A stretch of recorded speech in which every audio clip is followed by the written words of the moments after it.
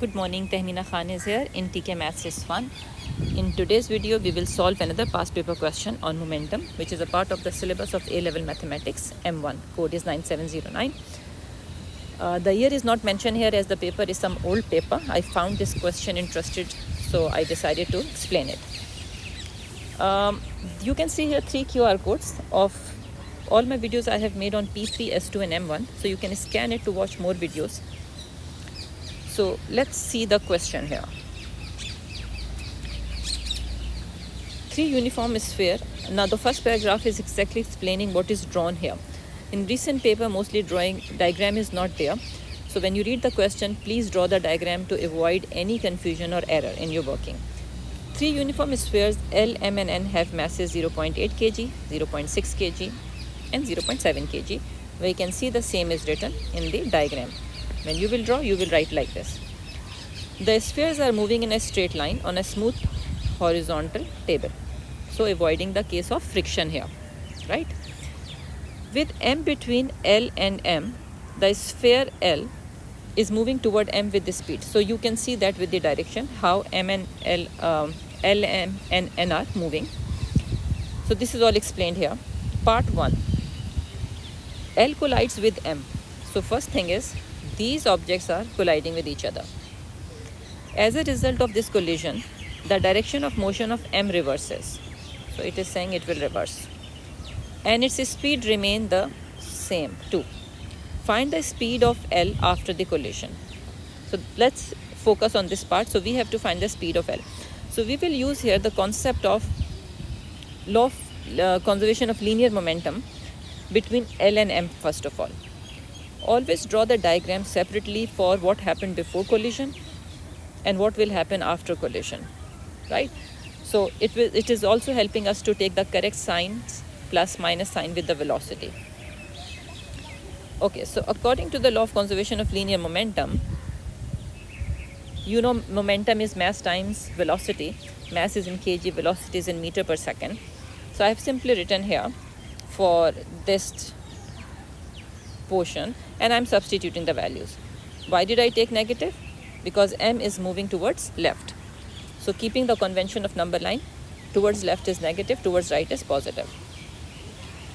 Okay, similarly for after collision, we are writing things we have because initially M is going in the left direction, but after collision M will move to the right side.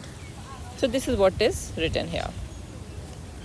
So once you will substitute the values, now you will simply solve this equation to get the value of u, which is the velocity of which particle? L. This is the question asking, what is the velocity of L after the collision? It is coming +1. So what does this mean? It will also move to the right side, but with the velocity of 1 meter per second. If question asks you to interpret it, then you will explain all this in word as well. Right now, you can just draw the diagram, arrow here if you want to. Part B. M then collides with N. Find the total momentum of M and N in the direction of M's motion. Important things. In the direction of M's motion. M is moving in right hand side right now. Before this collision took place. Because of course now M and N will collide. So you have to find the total momentum of M and M in this direction. So which I have done here. If I show you here.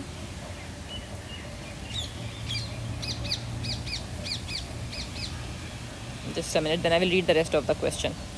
So because the first part of the question saying find the total momentum of M and N in the direction of M's motion before the collision. So this is what is happening before the collision.